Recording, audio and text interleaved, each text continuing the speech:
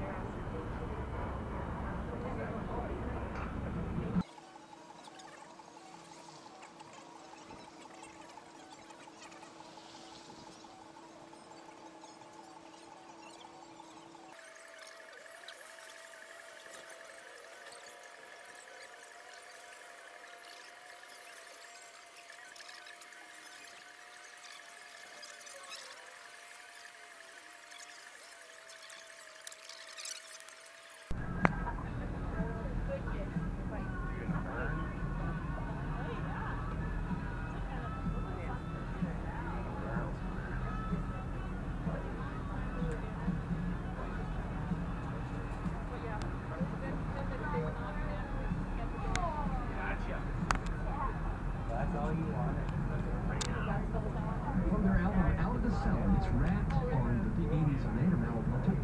So looking forward to the Go-Go's tour, which begins August the 2nd in Clearwater, Florida. Looking forward to the tour, not the farewell part, which I choose to disbelieve. We'll see you in 2017, thank you. But Carl, of course, has his solo bit this summer already. We'll join the ladies very soon, and will join us on the Big 80s Cruise 2017. So we'll see. No farewell, at least for Belinda. She'll be on myself on the 80s Cruise page. Cruise.com. Good afternoon, ladies and gentlemen. Welcome aboard the Vista Star. My name is Zach. I'll be your tour guide today as we move about the shoreline of Duluth. Now, if you have any questions or concerns, please talk or ask any of those questions to me or any of my other crew members. We'll be glad to help you. Also, be sure to follow us or like us on Facebook and Twitter. We got plenty of deals on there, so if you ever plan on coming out again, be sure to check those pages to make sure there's not any deals going on at the time. All about helping you guys save some money.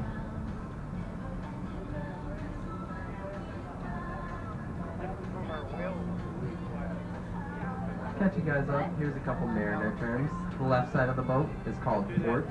The right side of the boat is starboard side. So easy way to remember that is left is 4 letters and port is 4 letters, so that's a pretty easy mnemonic. But we're going to start off, so off the port or left hand side of our boat we can actually see the aerial lift bridge. It is actually Duluth's most famous landmark. It was built in 1905, but then it was actually rebuilt in 1929 in order to account for bigger boats that were coming in. It has a total height of 227 feet above the water. It can rise up to a 138-foot clearance as well. The span only goes up that high for large ships, but the bridge lifts for anything taller than 14 feet. So it is going to lift for us, but it's not going to go to its maximum clearance because we're not that tall of a ship. It's a good opportunity as we approach to get your cameras out, get your Snapchat stories ready, because we're about to go underneath in just a minute or two here. I can tell you off of personal experience, people love it on your Snapchat stories, so Facebook posts, it's good. It's good stuff. You guys are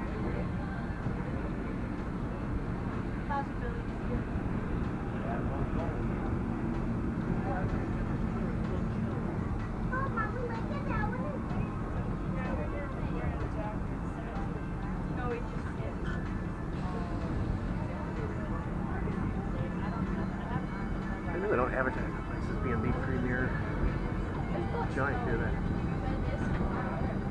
Look at that. It is. Oh, really? Pretty much. I can't understand it. I don't have a long stay. I can't see everything that's going on down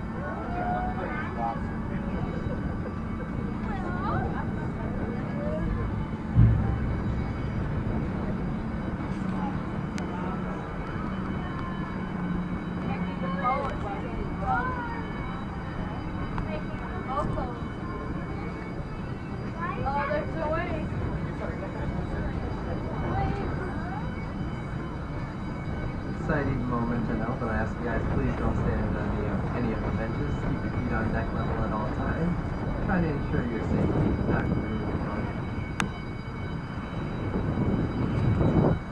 interesting fact to note about the bridge, there's actually 2 tenders for the bridge in the summertime.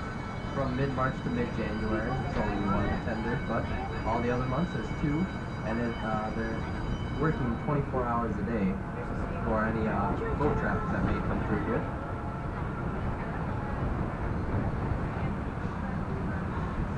Just trucks.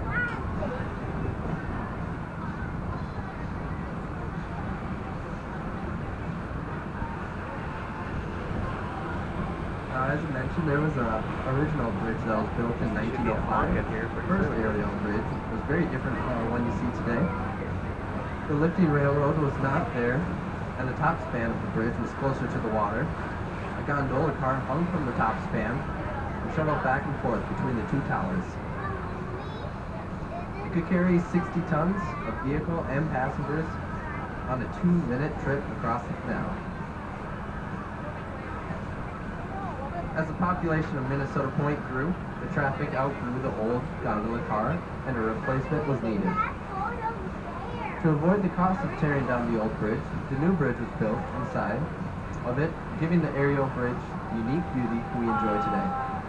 First, workers removed the old gondola car and raised the top span by 42 feet. Then they built new towers inside of the old one to support the 386-foot lifting road span. The new bridge opened in the spring of 1929.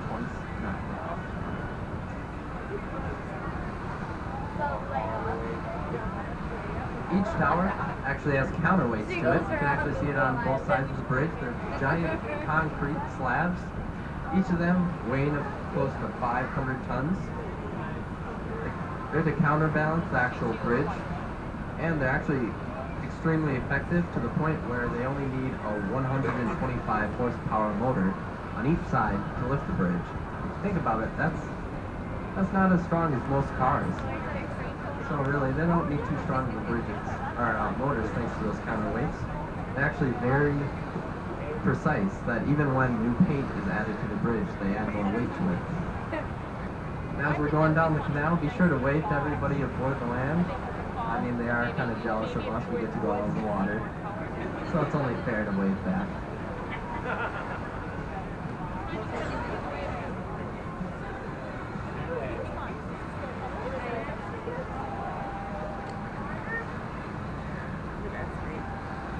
Yeah, perfect.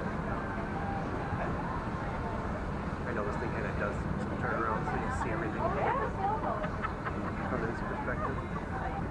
Now coming up on our quarter left side is Uncle Harvey's mausoleum. That's building structure in the water just off our 11 o'clock. Now it's not just a diving post as most people know it today. It was actually a receiving dock built in 1919 by Harvey Whitney, the head of a local construction company.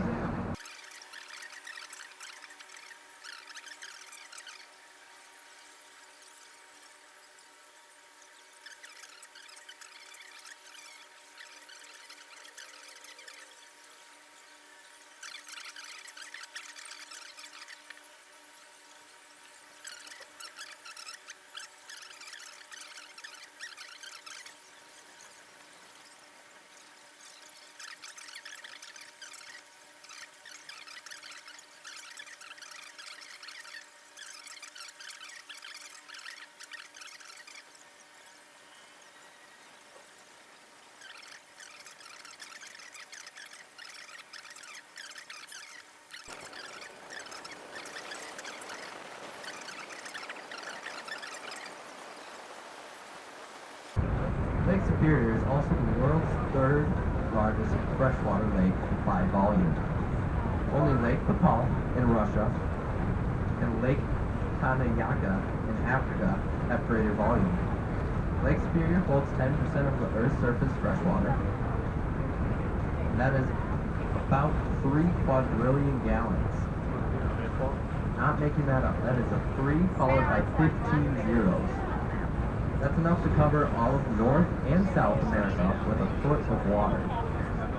That is enough to give every person on the planet 470,000 gallons apiece, about half of an Olympic swimming pool.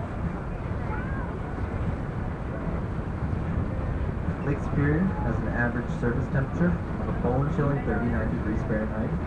Only shallow areas near the shore Looks like it. warm during the summertime. Those spots are usually the only areas that freeze over during the winter though. The lake is so large and deep that there's always relatively warm water welling up from below, keeping most of it open in all but the longest, coldest winters. Actually, the most that it usually ever freezes over is close to 90%. In recent years, I think just 2 or 3 years ago actually, it froze to about 93% totally.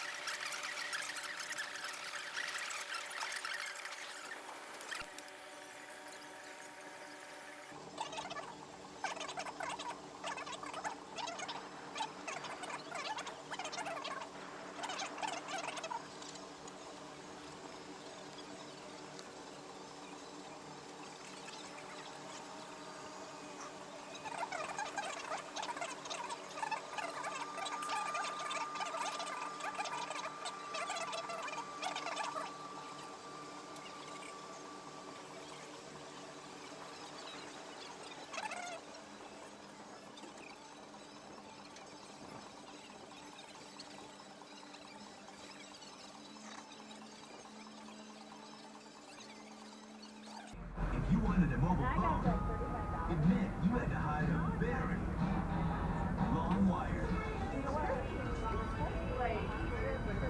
Here's your chance to get some more videos going underneath the bridge.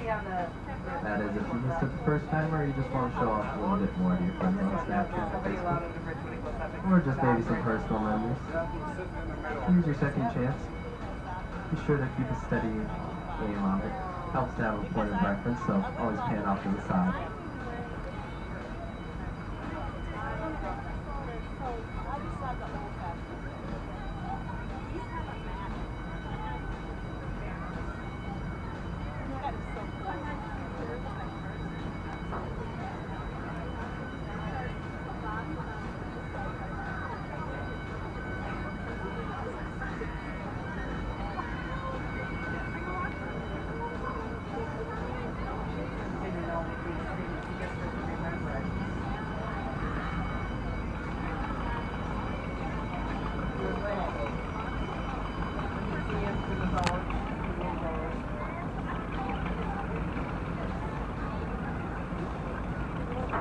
Now, this time as we go under, we're actually going to sound the horn, so be sure to plug your ears. It's just going to be in a minute here, followed by the bridge's return horn, so just after our first series, be sure to keep your ears closed.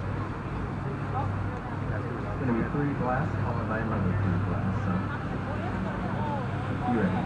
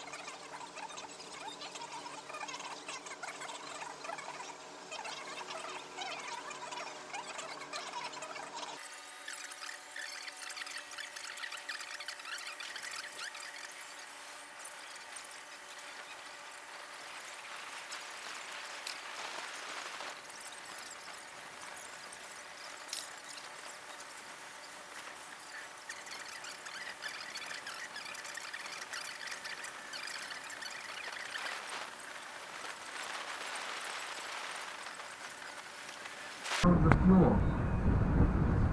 It can also pump 50,000 to 80,000 gallons of fuel onto a ship in under 2 hours. If you do the math, but you don't need to, because I'll do it for you, that is 9 gallons a second. On average, ships burn 25 to 40 gallons of fuel per mile traveled. Now that may sound like pretty horrible fuel efficiency, but if you think about it, if you factor that in with how much it ships, which is about 6 times more fuel efficient than trains, and 60 times more fuel efficient than semi-trucks, for how much cargo they're moving, and how much gas they're using. That's why you'll see ships travel thousands of miles inland to the twin ports instead of transferring the cargo to it from trucks and trains at coastal ports. Since ships burn less fuel than trucks and trains, they create less air pollution. Moving cargo by water also reduces congestion and wear and tear on the highways and rail systems. Yep, that's all Florida vessels have that. I don't think the Great Lakes vessels have that requirement, but if they go out into the sea, they do.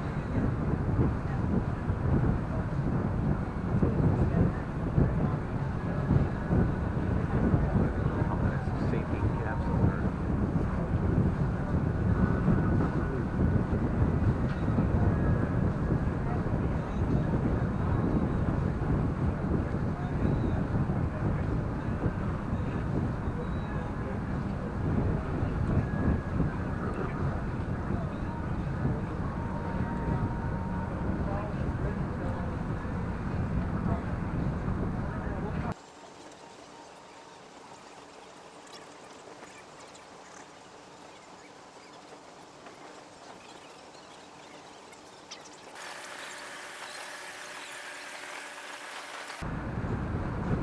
At the corner of the next pier, we find the hard-working tugboats of the Great Lakes Storing Company, which run the largest fleet of tugboats on the U.S. side of the Great Lakes.